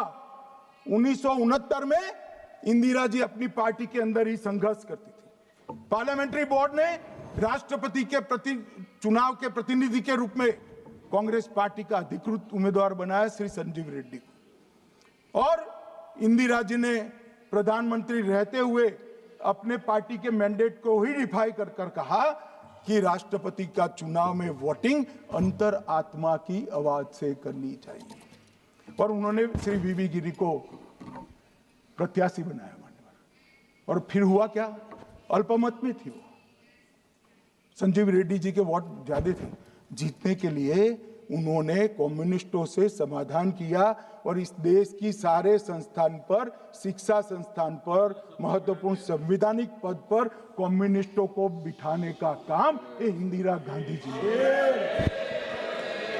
और वहीं से इस देश के विमर्श को बदलने का काम किया है, वहीं से किया है। वामपंथी विचारधारा इस देश के प्रकृति को, इस देश के स्वभाव को, इस देश की जनता को स्वीकार्य नहीं है, और इसीलिए वामपंथी लुप्त हो गए मान्यवर। उन्होंने इस देश के युवा धन को वामपंथी विचारधारा पर डाइवर्ट करने का काम किया है, जो 2014 से फिर से नरेंद्र मोदी जी ने इसको एक अच्छी तरीके से, लोकतांत्रिक तरीके से परिष्कृत करने का काम कर रहे हैं मान्यवर। और ये कह रहे हैं कि आरएसएस के विचारधारा वालों को रखते हैं। कोई ऐसा कानून नहीं है मान्यवर कि आरएसएस की विचारधारा वाला व्यक्ति कोई, आरएसएस की विचारधारा क्या है? देश के लिए मरना ही आरएसएस की विचारधारा। देश को समृद्धि के परम शिखर पर ले जाना ही आरएसएस की विचारधारा है। देश की संस्कृति का झंडा बुलंद करना ही आरएसएस की विचारधारा। ये क्या समझाते हैं? हम ऐसे मान लेंगे? हम नहीं डरते साहब किसी से, हम नहीं डरते। मैं मेरी ही बात करता हूं। मैं तो 10 साल का था और नारे लगाता था, आसाम की गलियां सुनी है, इंदिरा गांधी खूनी है। हम तो वहां से लड़ते लड़ते आए हैं, हम नहीं डरते मान्यवर। और मान्यवर, इन्होंने कहा कि वोट चोरी से जीतते हैं, वोट चोरी से नहीं जीते हैं। आपने सर्जिकल स्ट्राइक का विरोध किया, इसलिए हम जीते। आपने एयर स्ट्राइक का विरोध किया, इसलिए जीते हैं। आपने 370 हटाने का विरोध किया, इसलिए जीते हैं। आपने राम मंदिर बनाने का विरोध किया, इसलिए जीते हैं। आपने घुसपैठियों को हटाने का विरोध किया, इसलिए जीते हैं। आपने सीएए का विरोध किया, इसलिए हम जीते हैं। आपने ट्रिपल तलाक हटाने का विरोध किया, इसलिए जीते हैं। और आप 1 नेशन 1 इलेक्शन का विरोध कर रहे हो, इसलिए हम फिर से जीते हैं। मान्यवर, 60 करोड़ गरीबों के घर में इस देश के प्रधानमंत्री जी ने घर पहुंचाया, गैस पहुंचाया, पानी पहुंचाया, शौचालय पहुंचाया, 5 किलो अनाज मुफ्त पहुंचाया, और 5 लाख तक की दवाइयां मुफ्त कर दी। क्या समझते हैं कि वोट चोरी कर कर जीते हैं? इस देश के इंफ्रास्ट्रक्चर को 40 साल देख लीजिए, और हमारे 11 साल देख लीजिए, इंफ्रास्ट्रक्चर को 3 गुना बढ़ाने का काम हमारे प्रधानमंत्री नरेंद्र मोदी, और इसलिए जनता हमें जिताती है। और मैं तो अभी भी कहना चाहता हूं, चले गए हैं मान्यवर, मैं अभी भी कहना चाहता हूं, यार कांग्रेस पार्टी तुझे टिकट तो देती नहीं है मान्यवर, मैं अभी भी कहना चाहता हूं, एसआईआर का विरोध करोगे तो बिहार की जगह बंगाल और तमिलनाडु में भी साफ। मान्यवर, इस 140 करोड़ की जनता का जनादेश ईश्वर का आदेश होता है। हमारे यहाँ तो कहते हैं ना कि जनता ही जनार्दन होती है, तो जनता का फैसला श्री कृष्ण का फैसला होता है, जनार्दन का फैसला। और वो जनता के फैसले को ये लोग वोट चोरी इस तरह की भाषा का प्रयोग करते हैं। जनता देख रही है, जनता आंख मूंद कर नहीं बैठी। मान्यवर, मैं तो धन्यवाद करना चाहूंगा हमारे पार्लियामेंट्री अफेयर्स मिनिस्टर का कि इन्होंने तो एक अलग रास्ता कर एसआईआर पर चर्चा कर ली, वरना इनका झूठ एक तरफा जनता में जा रहा था। आज आपने भी मुझे इतना विपुल मात्रा में समय दिया, जरूरत पड़ी वहाँ प्रोटेक्शन भी दिया, मुझे संरक्षण दिया, इसलिए मैं आपका भी धन्यवाद करना चाहता हूँ।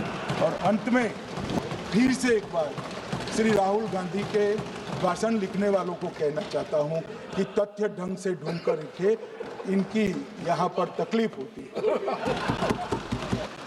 सभा की कार्रवाई कल गुरुवार दिनांक 11 दिसंबर 2025 को प्राप्त 11 बजे तक के लिए स्थगित की जाती है।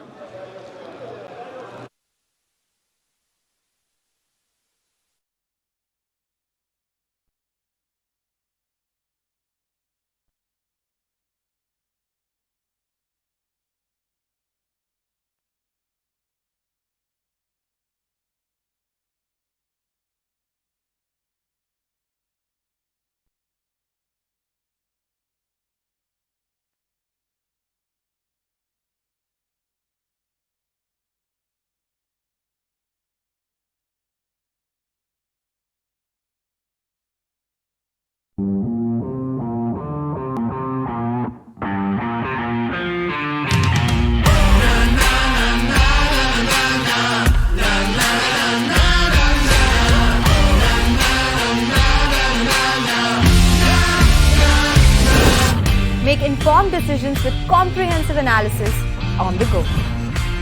Strengthen your portfolio with real-time market updates on the go.